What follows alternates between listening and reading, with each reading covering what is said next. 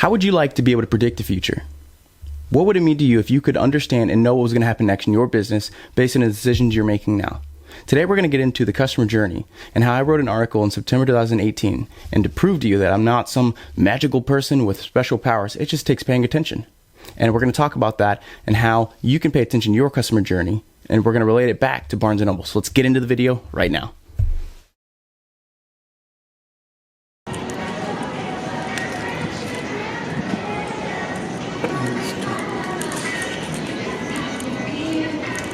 Today we're going to talk about experience.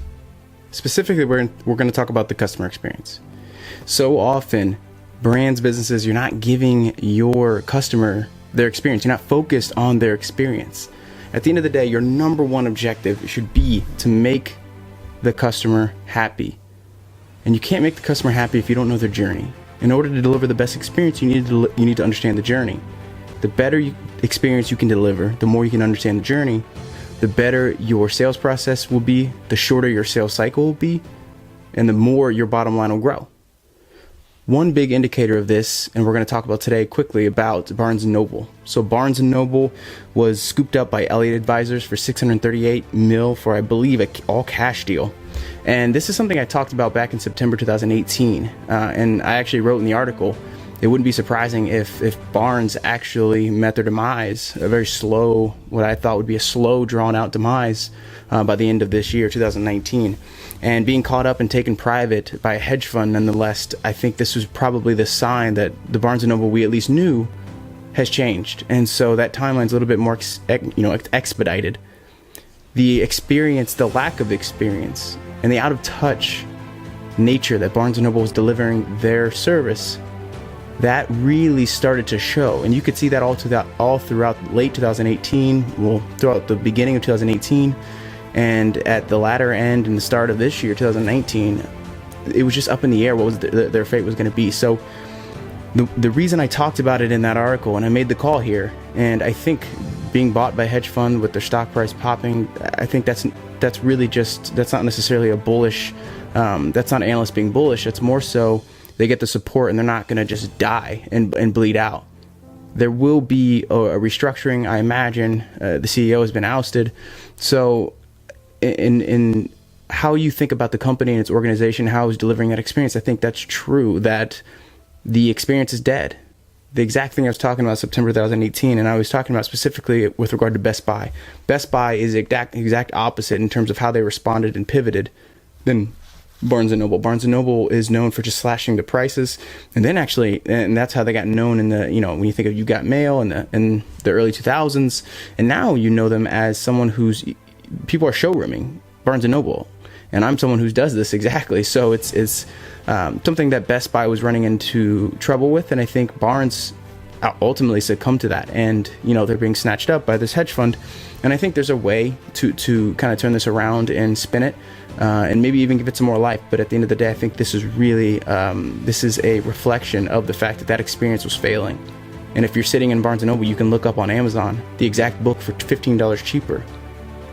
And you're not paying for $15 that's not worth that instant gratification to walk out to pay $8 more, $10 more when you can order on Amazon and it'll be there in 24 hours. But for the most part, you're not going to read the book you bought tonight. You're going to read it maybe in the store for a little bit and maybe read it in 2 days. But by then, Best Buy is just going to be able to deliver it. You're going to save 20%, 30%, sometimes 50%.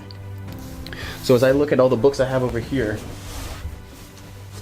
these are one of my favorite books, and I kept them close to me because these are some great examples of books that I actually ordered on Amazon, but I saw them the first time I saw them was actually in Barnes & Noble, and I think this is another example. It's real. It can happen to some of the most prestigious, some of the biggest names, the big giant stores you drive by all the time habitually. It can happen to anyone. It certainly can happen to a smaller brand. It can happen if you're watching this, if you're CEO of a large brand. The market doesn't care. The customer certainly doesn't care. The only thing they care about is their experience. So give it back to them. And if you don't, there are repercussions that, as you can look around and see, but you don't want to be a victim of this. The market will punish you for this. And I think focusing on the experience, understanding, and all has to do with the customer journey. It's possible, but you take a look at Barnes & Noble being bought for $638 million by a hedge fund.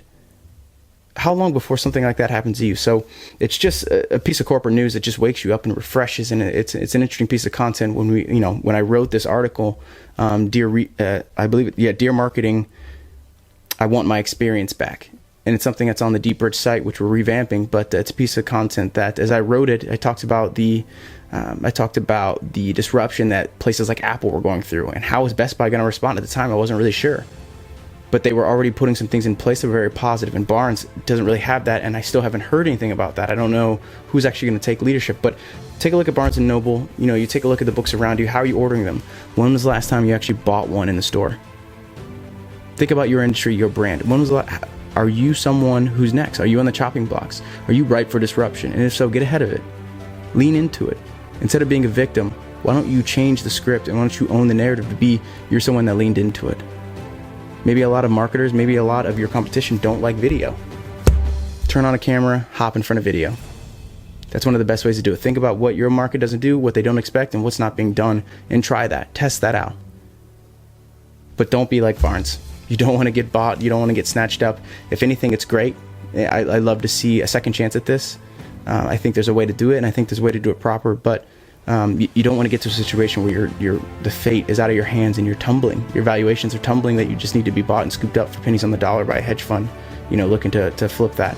So who knows? Maybe they could turn around. It could be one of the best experiences ever. But this is something that, again, we talked about in September. And all 7 months, 8 months later, it's not rocket science. It's not being smarter. It's just paying attention. It's about understanding the trends and seeing what's going to happen next. So it's something that we're always on the lookout, and we're certainly on the lookout for us. And making the call about Barnes it's nothing more than paying attention, like I said. So at Deep Bridge Consulting, it's what we do. We pay attention. We read trends. We write stories. And so understanding what it is the consumer wants, knowing that there's an opportunity and a gap, and if it's not being met, just predicting the future based on the analysis that everyone has in front of them. So we can talk about that, and be sure to check out our content, because we show you how to do that precisely. We walk through that analysis and some of the other things and metrics that go into place for making sure your experience is up to snuff and exactly on track with what the consumer is expecting. And in fact, you can start to over deliver if you really understand the consumer. So we'll walk you through all that, and hopefully this was at least interesting to you. So I'm going to cut it short there, and thanks for checking this out, and we'll see you guys here soon. Thanks.